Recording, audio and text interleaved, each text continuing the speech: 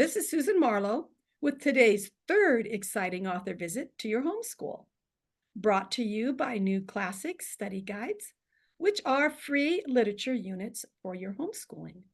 And you can find us at newclassicsstudyguides.com. My guest today is Phyllis Wheeler, who is the founder of our New Classics site and the author of The Dog Snatcher, book one in her Guardians of Time series, middle grade readers. And we've been talking a little bit about The Dog Snatcher during the last two visits. So this last visit, I'd like to kind of dig into a kid's author and what she's doing for the writers, her process. So my first question will be, was The Dog Snatcher easy to write, Phyllis? Actually, it was easy to write. I do have trouble. My biggest challenge really is brainstorming.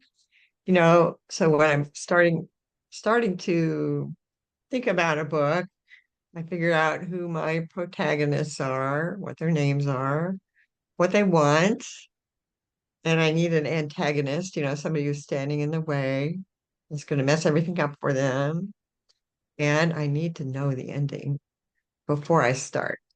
So what I don't know is all the middle part where the protagonist, where the antagonist is messing everything up. I don't know that part. That's what I have to move through the story and write it to find out. Now, I discovered once that I was writing a book and I thought I'll have it all figured out. So I got figured out every single scene and what was going to happen in each scene. And then when it's time to actually write that book, I couldn't do it because I already knew what was going to happen. And I was just bored. So when you're writing the book, you already knew how it was going to end, and you had everything laid out. But so the middle part is more like you're writing by the seat of your pants and enjoying the story and going on the adventure with the kids as they go. That's right. And I don't necessarily know how it's going to unfold. The end of the book, that doesn't mean I know the end of the particular pickle that they're in when I'm starting to write it. Well, that's great. So you say that the hardest part of writing any of these series is the middle section, all the different little plot events that have the ups and downs. Let me ask this: do you have the main climatic event in your head, or does that just kind of come to you too? I mean, I understand about the little middle parts, but do you know the main thing, the problem that they have to solve? I don't. I don't know that when I'm starting to write. I have to find out. I do know I like happy endings. I do know that they're going to succeed. That's amazing. I believe that's a seat of the pants writer, and it does make the story a lot more exciting when you're writing by the seat of your pants rather than outlining. One thing I should add is that if I've got a little whodunit going on, like a little mystery in one of these scenes, I don't necessarily know who did it. I have I don't, I don't know to start with because I want to set it up so that it looks plausible from either A or B is works. So I don't even know. So I get to the place where I really have to decide before I decide. I'm just going to say, wow, that you're an amazing author to be able to do that, because that would stress me out a lot to not know who done it in the middle of the mystery.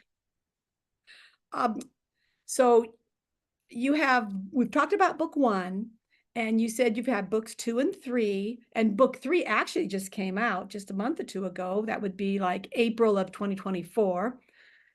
And you said you were beginning to write book four. Can we at least have a title? I don't have a title.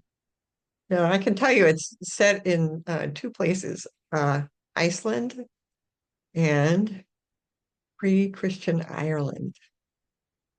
So the Iceland part is in the present day, And then the pre-Christian Ireland is at about 300 AD or something like that.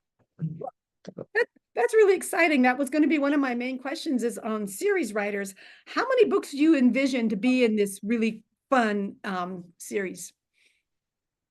Well, I'm setting it up so I could keep writing them. Like there could be 10, but I don't know if really, I might stop after four and then start a different series. I'll decide later.